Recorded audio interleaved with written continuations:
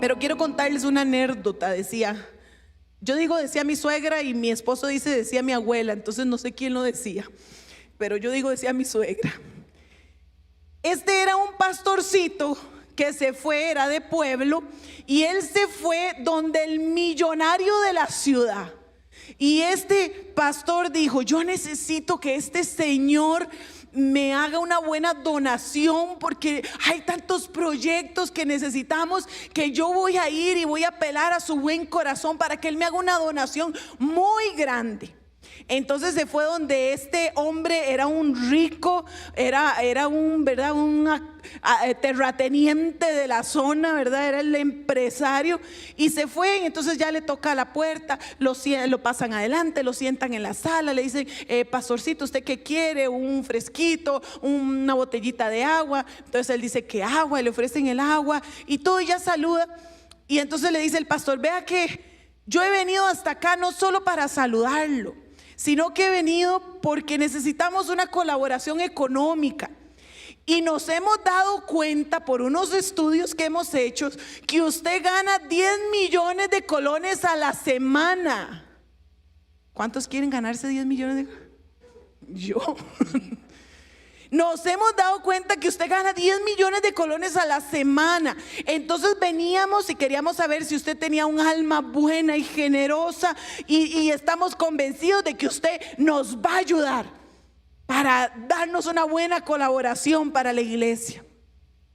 Aquel hombre ricachón, ¿verdad?, toma su botella de agua, le da un sorbo y se sienta y le dice: pastor, yo sé que entre sus datos está que yo gano más de 10 millones de colones a la semana, pero entre lo que usted averiguó, ahí consta de la enfermedad de mi mamá, que es mucho el dinero que se gasta para medicamentos y internaciones y el hospital. Ahí está entre sus notas.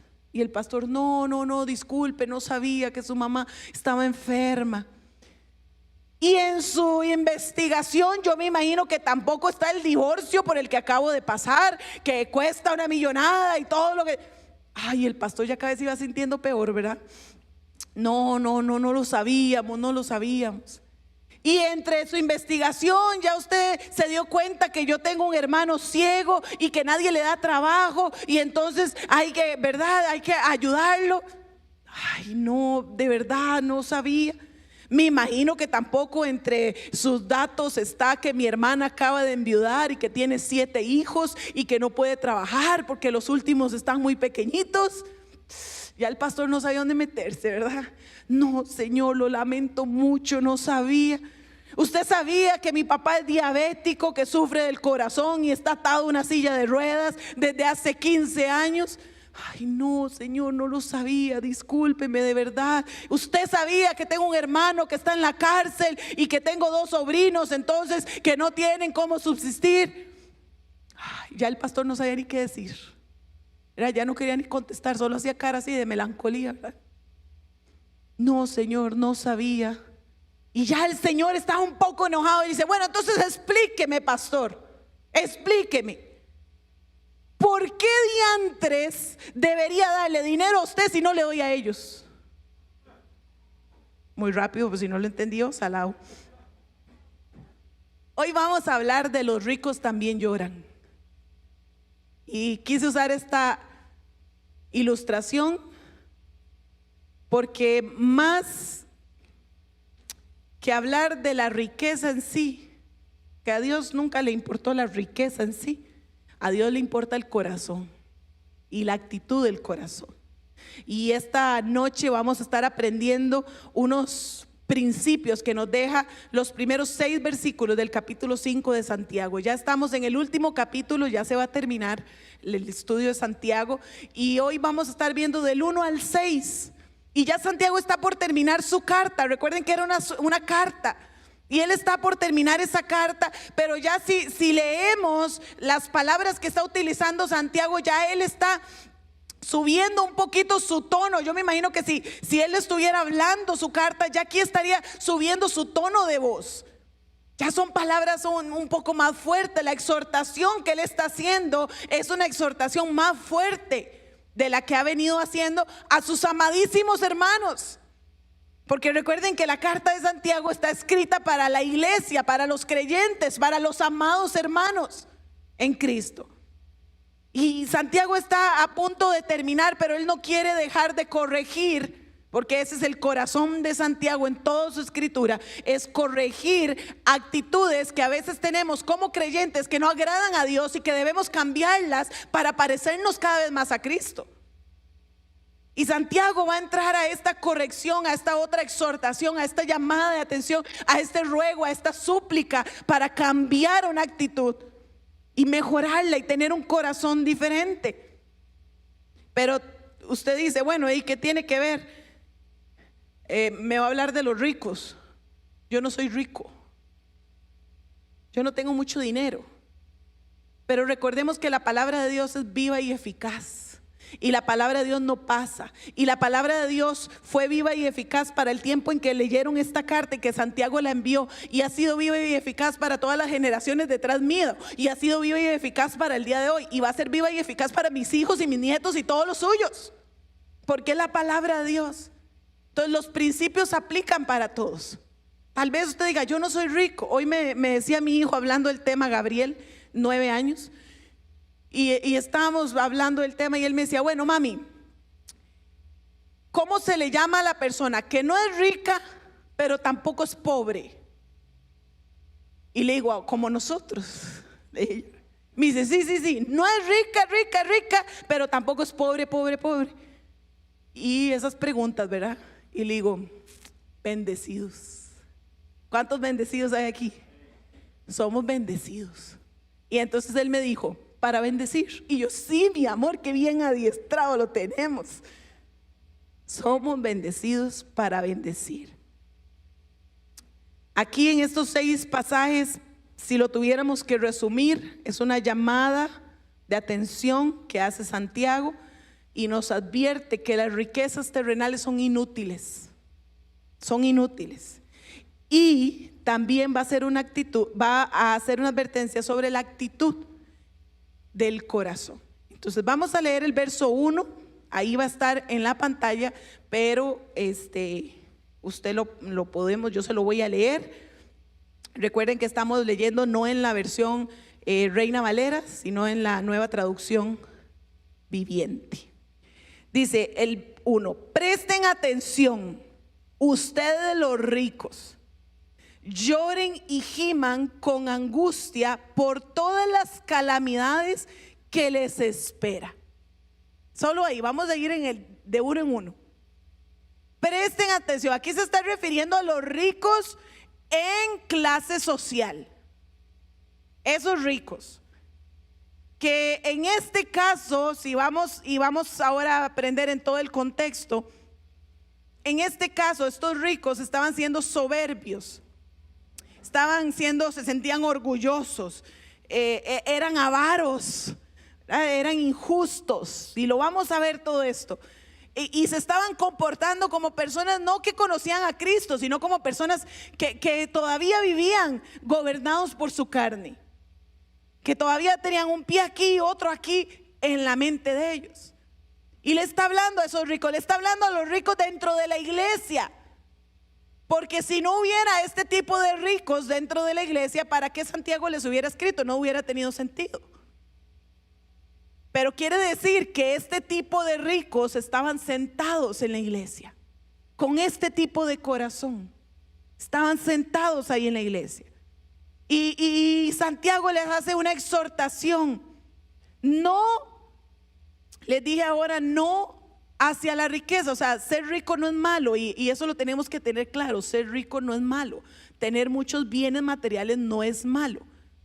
La exhortación que nos hace el Señor a través de su palabra es hacia la actitud de nuestro corazón y hacia cómo estamos adquiriendo esas riquezas. Eso es la exhortación que nos hace el Señor.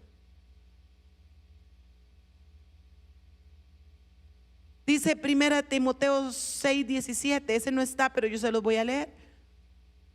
Dice igual Pablo escribiéndole a Timoteo, que era el pastor de una iglesia, y le dice, enséñele a los ricos, le está diciendo Pablo, Enséñele a los ricos de este mundo que no sean orgullosos, ni que confíen en su dinero, el cual es tan inestable. Deberían depositar su confianza en Dios, quien nos da en abundancia todo lo que necesitamos para que lo disfrutemos. Enséñele a los ricos. Y entonces aquí viene Santiago y dice: hey, ustedes los ricos, lloren. Y este verbo que se utiliza para llorar es como si le dijeran: ya, inmediatamente ya póngase a llorar. Y llore de manera profunda, de manera intensa, que sea un lamento desde lo más profundo de su ser. Pero este lamento es por algo inevitable, algo que ustedes no pueden hacer nada. Por eso tienen que llorar ya. Y no solo tienen que llorar. El pasaje decía: lloren y giman. Y giman. Gemir es clamar, es gritar a gran voz. Lloren y giman. Y la razón por la que deben llorar y gemir es por las calamidades, por las miserias, por las consecuencias que vienen. Por eso deben llorar y deben gemir. Es un lloro sin consuelo, es un lloro sin esperanza. Eso no es el lloro por el arrepentimiento que nos hablaba mi esposo el domingo pasado. En el Santiago 4, el verso 19 nos habla de que debemos llorar, pero es un llanto de arrepentimiento. No está hablando de este llanto, está hablando de un llanto, de un gemir, de algo que viene de lo más profundo por una calamidad que me va a suceder, por un mal que me va a suceder. No es un lloro cualquiera, es un lloro sin esperanza. Es un llanto sin esperanza. Es interesante porque normalmente vemos a los ricos como felices, como tranquilos. Normalmente esa es la impresión que tenemos, ¿verdad? Pero aquí Dios le está anunciando que van a vivir una calamidad, que van a vivir algo terrible. Entonces les está avisando con tiempo y les dice: hey, ustedes en vez de alegrarse, empiecen a llorar. Hey, ustedes en vez de vivir una vida feliz y tranquilos y alegres, empiecen a lamentarse. Empiecen a lamentarse. Dice el verso 2, ahí lo van a poner. Me acabo de morder la lengua que usted no se imagina. Dice el verso 2: su riqueza se está pudriendo y su ropa fina son trapos carcomidos por polillas. ¿Qué vemos ahí? Desde la visión humana, ¿verdad? Nosotros, como vemos a los ricos, vemos que la riqueza da estabilidad, que la riqueza da comodidad. Incluso la riqueza es deseable. Por eso les decía: ¿cuántos quieren ganar 10 millones de colones a la semana? Y todos hicimos así. Y usted dice: yo levanto manos y pies. Porque es algo codiciable, es algo que es atractiva la riqueza. Y la riqueza nos hace pensar que entonces ya eso nos va a traer comodidad, nos va a traer estabilidad, nos va a traer lujos, nos va a traer cosas que queremos, que tal vez no podemos comprar hoy en día inmediatamente. Y pensamos que entonces la riqueza, siendo ricos, ahí vamos a poder adquirir todos aquellos sueños que tenemos. Pero aquí en este pasaje, Santiago, y esto es lo carguísimo, vea, por eso si usted no ha estado conectado en los ayunos y la oración, ¿verdad? En las noches y los sábados en la mañana, incluso entre semana en las madrugadas, Santiago está tan conectado al sermón del monte. Es como si Santiago hubiera escuchado todo el sermón del monte y hubiera estado tomando nota, como a veces hacemos nosotros aquí en la iglesia. Y después de haber tomado nota, él se fue a escribir su carta, algo así es. Porque en el Sermón del Monte, en Mateo 6:24, Jesús habla y dice: nadie puede servir a dos amos, pues odiará a uno y amará al otro, será leal a uno y despreciará al otro. No se puede servir a Dios y al dinero. No se puede. Entonces, por eso les decía, tal vez los ricos creen que están un pasito aquí, pero no se puede. La Biblia nos está diciendo que es imposible estar divididos. O le servimos a las riquezas o le servimos a Dios. O confiamos en la estabilidad económica o confiamos en la provisión de Dios. Pero no podemos estar en los dos. Y esta es la advertencia que hace. Ahora, si nosotros nos vamos al contexto histórico y cultural de la época, en el Oriente, lo que era simbolismo de riqueza era la comida, la ropa, el oro y la plata. Y vamos a ver un poquito cada una de estas.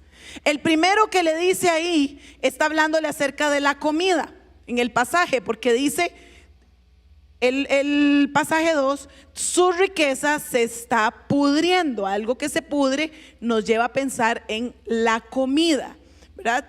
¿Quién era un rico en el Oriente antes? Era una persona que podía almacenar en su casa granos, que podía almacenar cereales, que podía almacenar frutas, verduras, que podía ir a pescar y poder tener pescado en abundancia en su casa. Eso era una persona rica.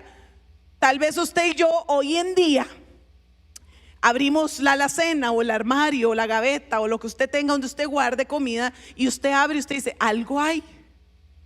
Ahí hay una bolsita de arroz, una mantequilla, una salsita, y usted dice: ¿puedo hacerme algo? En el Oriente, en este momento, había una pobreza extrema. Entonces, una persona que se consideraba rica era una persona que podía almacenar algo en su casa. Entonces Dios le está diciendo y le está hablando que aquello que almacenan es algo podrido. Algo podrido. Y vamos a ver que para cada cosa Dios da una palabra. La comida está podrida. Y algo podrido, ¿qué genera lo podrido? Primero, genera descomposición, ¿verdad? Es algo contaminado. Lo podrido es algo contaminado. ¿Cuántos se les ha podrido la basura algún día? Ahí en casa, ¿cuántos les ha salido los gusanos? Usted se le olvidó y dejó una bolsilla por ahí, y esa bolsilla soltó un caldillo, ¿verdad? Y ese caldillo trajo a las moscas, y las moscas pusieron sus huevitos, y los huevitos eclosionaron un día. Y cuando usted se dio cuenta y fue a sacar la otra basura, usted dice: ¿pero qué es esto? Eso me ha pasado. Y ya usted tiene que barrer los gusanos y nadie pase y tráigame el desinfectante. Y ¿cuánto les da asco esos gusanillos? Ese olor. Okay. La comida podrida trae contaminación. La comida podrida es inservible. Usted no puede usar algo podrido. Aquí vuelvo y me confieso: ¿a cuántos se les ha podrido alguna verdura en la refri? Una fruta. Y aquí vieras cómo me ha hablado el Señor, porque por eso le digo, los principios no es solo para los ricos, los principios aplican para todos. Un día yo compro la fruta los lunes, que pasa un camioncito ahí por mi casa, y compré la sandía. Y aquí se me juntan dos pecados. El número uno es la pereza. Dirás: qué pereza me va a picar la fruta. Yo no sé si a usted le pasa, pero a mí una sandía, una piña, uy. Entonces yo tengo un mueblecito donde pongo las frutas. Entonces puse la sandía como en la parte de abajo, tiene 3 espacios, puse la sandía abajo. Y lo rápido de los bananos, y eso usted come rápido, lo pela, la mandarina, la manzana. ¿Quién tiene nada de tome una manzana, una mandarina? Todo arriba. Un día entraba yo a la cocina y yo decía: ay, ¿qué es esto que huele tan feo? Y abría el basurero y sacaba la basura, y en los basureritos que hay en las cocinas, ¿verdad? Siempre yo decía: pero no es eso. Y yo: ¿qué es esto que huele? Era como un olor, pero no a basura podrida, pero era como algo extraño. Yo decía: ¿qué huele? Mi hijo Gabriel tiene un olfato increíble, y mami, aquí en la cocina huele algo feo. Y yo: sí, pero ¿qué será? ¿Qué será? Nada. Y pues pasa el día, el otro día, y seguía oliendo feo, ¿verdad? Y yo: que nada, no vengan visitas, nada más, porque la cocina queda a la par de la sala, ¿verdad? Yo quiero que vengan visitas. Y un día voy a no sé qué, a lavar platos, y me paro y hay un charco. Y yo: ¿quién hizo un reguero y no lo limpió? ¿Verdad? Como toda mamá, echándole la culpa a todo el mundo. Y cuando me paro, y yo digo, qué raro, pero eso no es agua. Usted lo ve así como, eso no es agua. Y yo, ya se me orinó la perra adentro. No, pero tampoco huele, ¿verdad? La pobre perrilla ya escondía que le iba a regañar. Y me acerco así donde me agacho, y para tocar, ¿qué es? Veo la sandía. Me apareció una lechuga mala. Así que, porque todo el líquido lo había botado. Entonces estaba podrida. Podrida. ¿Cuánto se les ha podrido comida? Hoy vamos a hablar de eso. ¿Y qué más genera lo podrido? Mal olor. Es algo que hace mal olor. Y vieras qué bonito, porque Pablo, escribiéndole a los filipenses, una iglesia que era pobre, pero que una iglesia que a pesar de que era pobre, le gustaba dar para el reino, y le gustaba apoyar a Pablo en sus viajes misioneros, y le mandaba ofrendas. Y Pablo allá en Filipenses capítulo 4 les escribe a ellos y les dice: hey, yo estoy bien, tengo todo lo necesario, tengo todo lo que necesito para comer, para vestir, para vivir, gracias a sus ofrendas. Y esas ofrendas van a llegar con olor grato al cielo. Entonces las ofrendas con un corazón que agrade a Dios llegan con olor grato al cielo. Pero la comida que se pudre y lo que se desperdicia huele feo. Dice el pasaje: su ropa comida por polillas. Este es otro símbolo de riqueza. En la época donde se escribe esta carta, los ricos podían tener más de una túnica, más de una bata, más de un abrigo. Los ricos, los pobres o la gente más común solo podía tener una túnica, y era tenía la del día y la de dormir, y solo se cambiaban entre esas dos. Entonces en el closet solo habían, imaginemos, 2 vestidos: con el que usted duerme y con el que va al día siguiente a trabajar y a hacer todo. Pero esa noche usted llega a dormir y al día siguiente se vuelve a poner el mismo, y después usted llega a dormir y se vuelve a poner el mismo.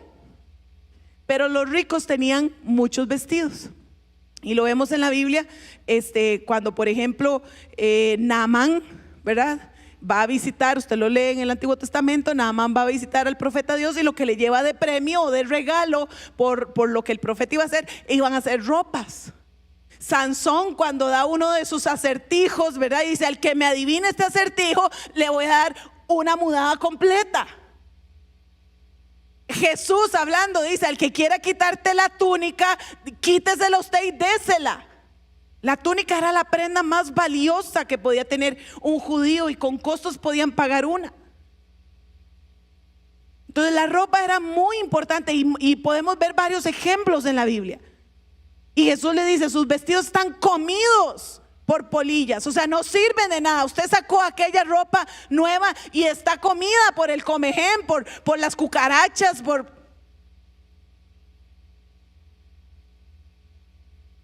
Y de verdad, vea, yo no quiero que se enoje conmigo. Yo le estoy hablando de mí. Ya le dije que se me ha podrido la comida. Pero también tal vez he sacado una blusa que tengo 2 años de no usarla, y tal vez era blanca, y cuando usted la sacó ya está amarilla, o ya está manchadilla por ahí. O como solo la usé una vez y el desodorante, y la guardé y la usé 3 años después, ya se manchó. Eso no le sucede a los que solo tienen una mudada, lo que está hablando la Biblia, porque no se lo va a comer la polilla, porque la usa todos los días. Dice el verso 3: su oro y su plata se ha corroído, las mismas riquezas con las que contaban les consumirán la carne como lo hace el fuego. El tesoro corroído que han amontonado testificará contra ustedes en el día del juicio. Y aquí nos habla de lo otro, el oro y la plata. Pero vean lo interesante, porque el oro y la plata se consideran metales de mucho valor. Incluso se consideran metales que no se corroen, que no se rumbran, que no se ponen feos, que no cambian. Y yo me puse a investigar, solo hay una manera de herrumbrar el oro y la plata. Ni les voy a explicar porque ni yo me lo aprendí, pero solo hay una manera: combinando 2 productos químicos. Después de ahí no hay nada que herrumbre el oro. No hay nada. Pero Jesús, Dios hablando a través de la vida de Santiago, les está diciendo: hey, hasta lo que ustedes creen más valioso no va a servir para nada. No sirve para nada. Se va a echar a perder. Lo que ustedes creen que se mantiene para siempre, se va a echar a perder. Habla de herrumbre, habla de óxido, y algunas versiones hablan de veneno. Aquello que creíamos más valioso está lleno de veneno.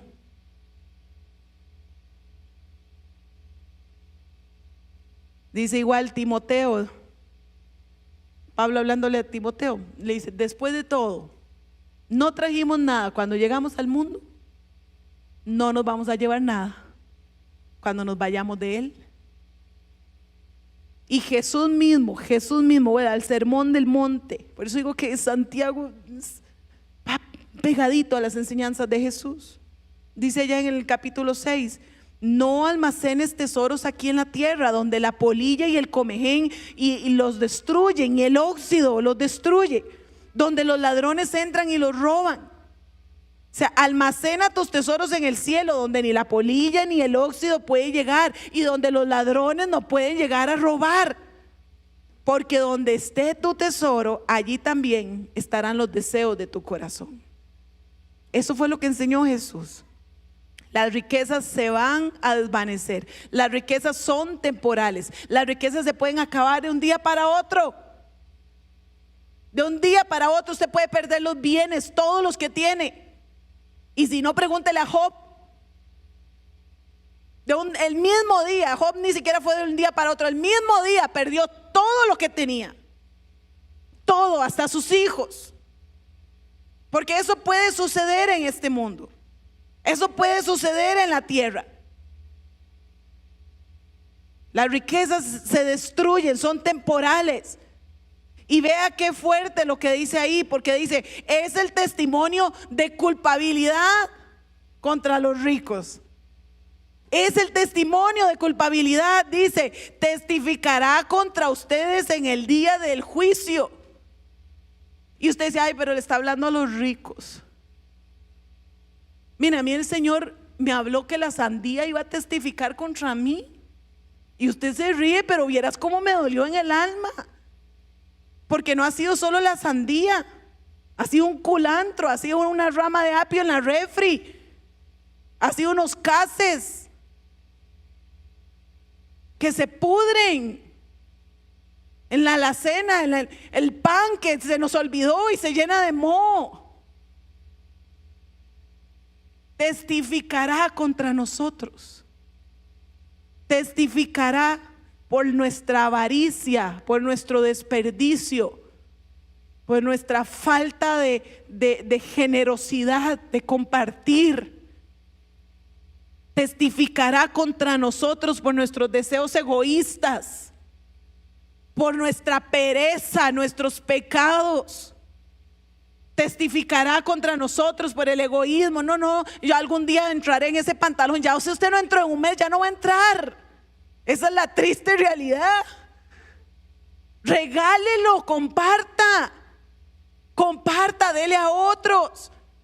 Y entonces viene: ay, no, es que no lo va a recibir, qué vergüenza. A usted no le interesa eso, usted lo ofrece y punto. Usted lo da. Usted parte la sandía y le lleva a los vecinos para que no se ponga mala.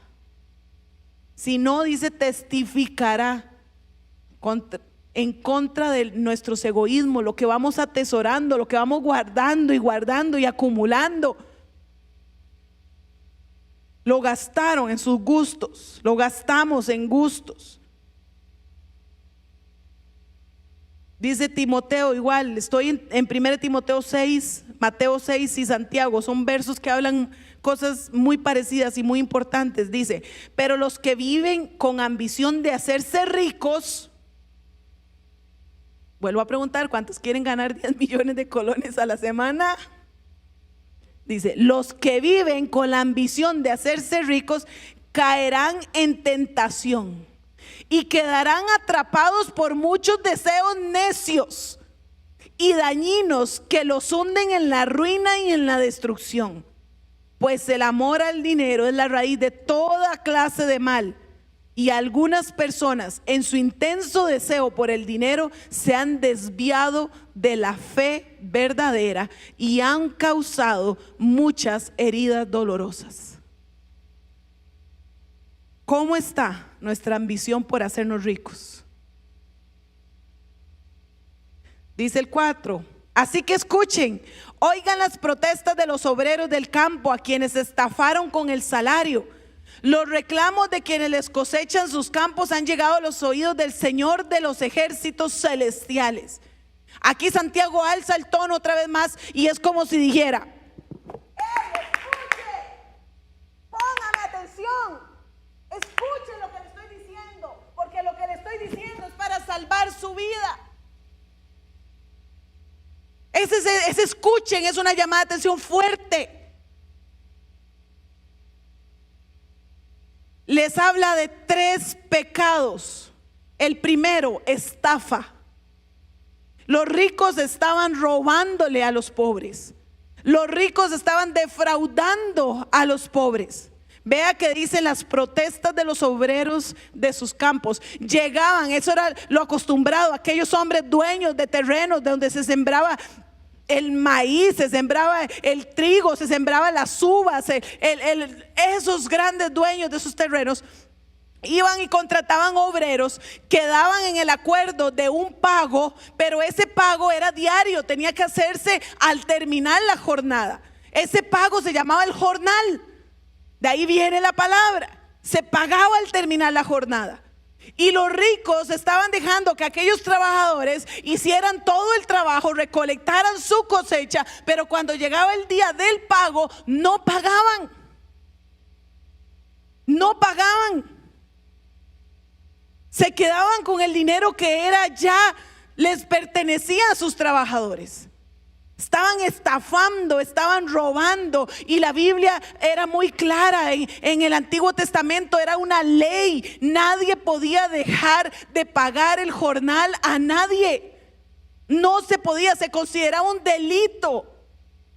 Como hoy en día, creo, no sé si hay un abogado. Si usted deja de pagar, usted puede denunciar a su jefe si no le pagaron, ¿verdad?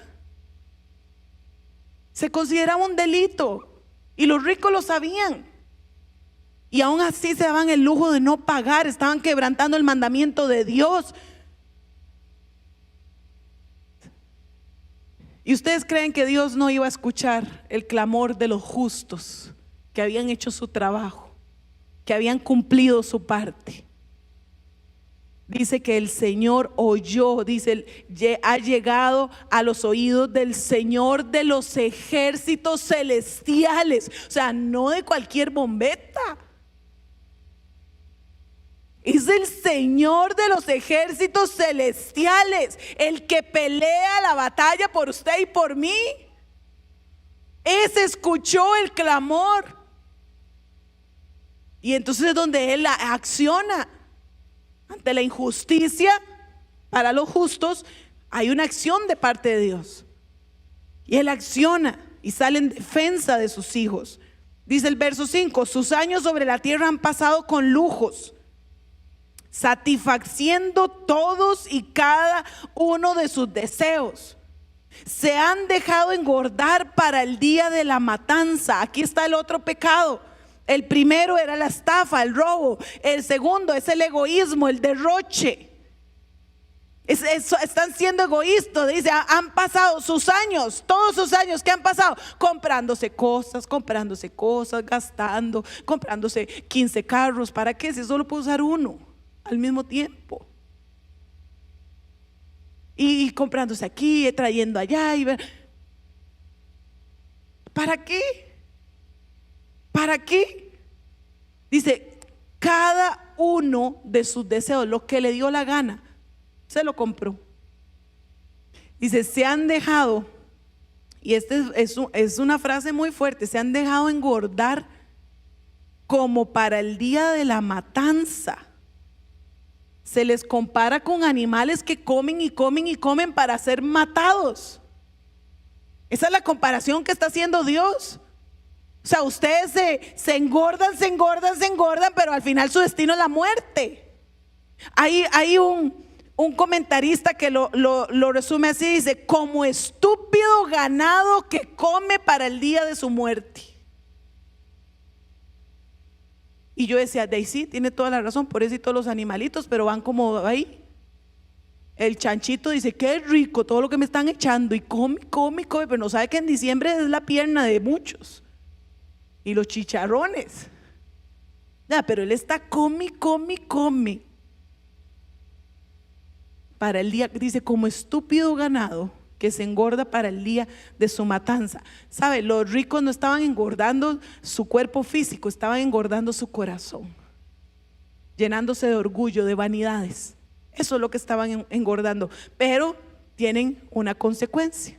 Y en el verso 6, que es el último que vamos a ver hoy, viene el tercer pecado. Dice: han condenado y matado a personas inocentes que no ponían resistencia. El tercer pecado es condenar y matar, o matar, condenar y matar. Y yo me ponía a pensar, y yo decía, bueno, la Biblia habla, han condenado. Y yo decía, pero ¿cómo condenado? Y es que sabe que esto es curioso, y no, de verdad no me lo tome a mal, no quiero hablar mal de nadie, ni de nada, ni de ningún sistema. Pero les voy a contar un secreto. Me gustan así un poquillo las series, voy a llamarles series de televisión, no novelas, ¿verdad? Series de televisión colombianas, me gustan. El acento colombiano me gusta demasiado. Entonces uno de mis sueños es algún día viajar a Colombia, pero a Medellín, donde tienen ese acento bien marcado.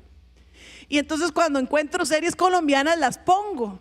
Pero entre esas de las que encuentra uno siempre tienen que ver con narcotráfico. No sé por qué no hablan de otra cosa. Y entonces me encontré la del patrón del mal, ¿verdad? ¿Quién era el patrón del mal? Pablo Escobar. Y empiezo a verla y empiezo a ver este pecado del que vamos a hablar. Cuando los ricos tienen un poder monetario donde compran a jueces, a políticos, a empresarios, a gente de poder, los compran sus juicios para que el resultado que den sea a favor de ellos. Compran a los políticos para que la política que den en su gobierno sea a favor de ellos. Y estoy hablando aquí de los ricos por el narcotráfico, ¿verdad? Y después, ¿verdad? Usted sabe que esas plataformas donde usted ve series, después le recomiendan algunas por usted haber visto otras. Y me tiró la del Chapo. Y me pongo a ver lo del Chapo. Y es lo mismo. Muchos años de diferencia entre Pablo Escobar en los años 80 y el Chapo en nuestra época. Pero el mismo pecado se ve, el Chapo comprando al alcalde del pueblo, el Chapo comprando al dueño de aquella tienda, el Chapo los ricos comprando. Y era lo que estaba pasando aquí. Los ricos estaban pagando porque entonces llevaban a aquel obrero que había trabajado todo el día bajo aquellos calores de Israel, había trabajado y llegaba en la tarde a recoger su salario y no se lo pagaban y le decían: no, nos vemos en el juicio mañana porque te voy a acusar de ser un mal obrero. Y entonces después llegaban y se sentaban con el juez de la ciudad y en un gran banquete y le decían: ¿cuántas vaquitas quiere usted para la cena de Navidad? 15, llévese las 15 de una vez, pero recuerde que mañana me tiene que poner al hermanito aquel culpable. Es que él trabajó muy feo. Y al día siguiente llegaba el juez y escuchaba, y culpable, ya no le tiene que pagar. Estaban condenando a través de comprar a aquel juez. Y matando, dice. ¿Por qué matando? Yo me ponía a pensar, ¿por qué matando? Claro, estamos hablando de un momento, un lugar donde la pobreza era extrema, donde aquel hombre, padre de familia, esposo, salía a trabajar todo el día para poder llevar algo de comer en la noche. Porque tal vez sus hijos no podían desayunar, no podían almorzar, pero esperaban tener una cena porque su papá había trabajado todo el día. Entonces habla de matan, ustedes están matando. Claro, no tenían el alimento para llevar. Y esto mataba no solo a aquel trabajador, sino a su familia. No tenía ni lo mínimo para el diario.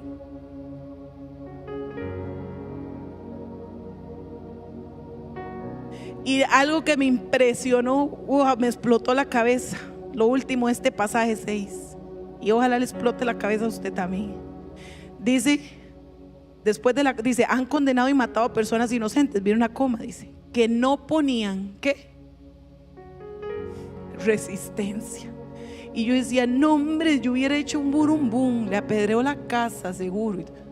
Bueno, yo no, mi esposo no, tampoco me interesa. Seguro se va uno y dice, no ponían resistencia. Los únicos que pueden negar sus derechos sin quejarse, sin resistirse, sin pelear, son los que han sido regenerados por el Espíritu Santo. Son los únicos. Los que todavía viven en la carne van a pelear, van a gritar, van a hacer bochinche, van a insultar. Pero aquí entonces el pasaje me habla de que los ricos estaban haciendo injusticia con sus mismos hermanos, que no sé si eran hermanos, porque en realidad no sé si esos ricos habían nacido de nuevo, pero estaban dentro de la iglesia, estaban cometiendo estas injusticias. 3 pecados cometieron los ricos: estafa o robo, egoísmo y condenación o muerte. Principios bíblicos que aprendemos. ¿Han aprendido algún principio bíblico? Primero, los tesoros terrenales no sirven para nada. Si usted los tiene, dele gloria a Dios. Si no los tiene, dele gloria a Dios, porque no sirven para nada para nuestra vida futura. Entonces yo le decía a mi hijo, hey, si no somos ricos, si no somos pobres, somos bendecidos. ¿Y quiénes son los bendecidos? Los bendecidos son los que tienen lo necesario para vivir. Si usted se toma un cafecito, aunque sea con una galleta soda, usted tuvo lo necesario para vivir hoy, porque usted solo necesita agua con algo. Entonces los bendecidos son los que tienen lo necesario para vivir. Esto lo aprendí de mi pastor, que va a estar mañana, no se lo pierda. También si usted vino hoy, conéctese mañana. Él va a estar enseñándonos la otra parte. Pero él siempre nos ha enseñado que los bendecidos son los que tienen para suplir sus necesidades diarias, pero tienen un poquito más para compartir con otro. Y entonces cuando sacan y traen algún vívere para compartir con las familias que están terribles, y traen y vemos una iglesia, ustedes son una iglesia generosa, y traen y vemos que traen un atún, que ahorita un atún es un lujo, que traen una bolsa de arroz, una bolsa de frijoles, que traen papel higiénico. Tienen un poquito más para compartir con otros. Y no solo eso, tienen un poquito más para dar para la obra del Señor. Esos son los bendecidos. ¿Cuántos bendecidos?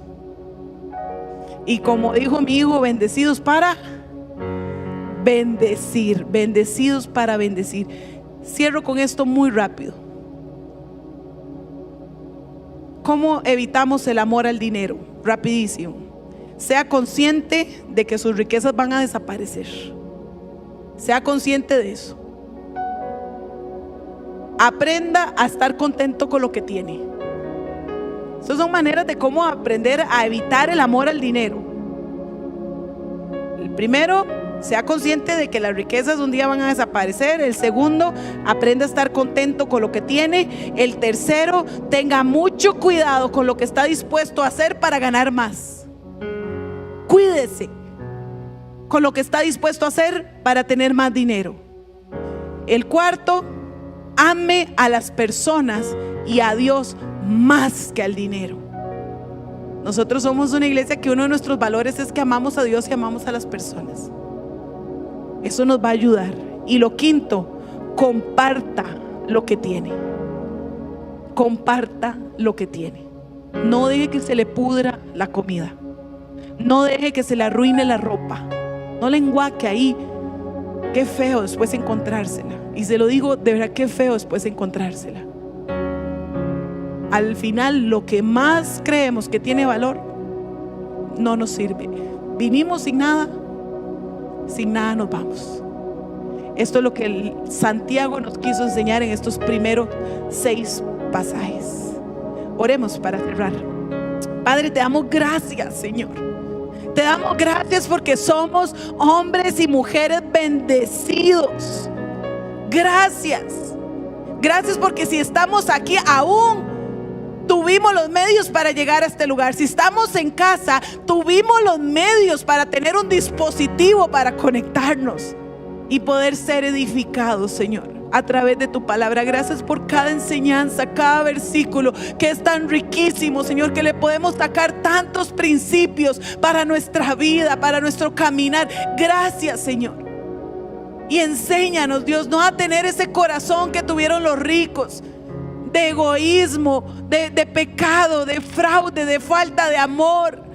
Señor, enséñanos a tener un corazón más sensible hacia el necesitado. Enséñanos a tener un corazón más sensible, Señor, que aún de lo que tengamos en casa, que tal vez no puede ser una alacena repleta, pero que aún de lo que tengamos podamos compartir con otros. Aún si no podemos dar una mudada nueva, tal vez podamos dar algo que ya hemos usado, pero que va a ser de bendición para otros. Antes de que se ponga fea, antes de que se rompa, antes de que se la coman las cucarachas o el comején, antes de que huela feo. Señor, enséñanos.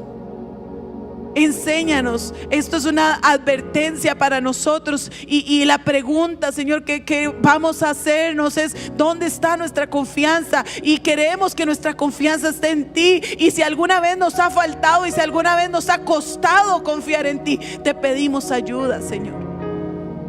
Te pedimos ayuda.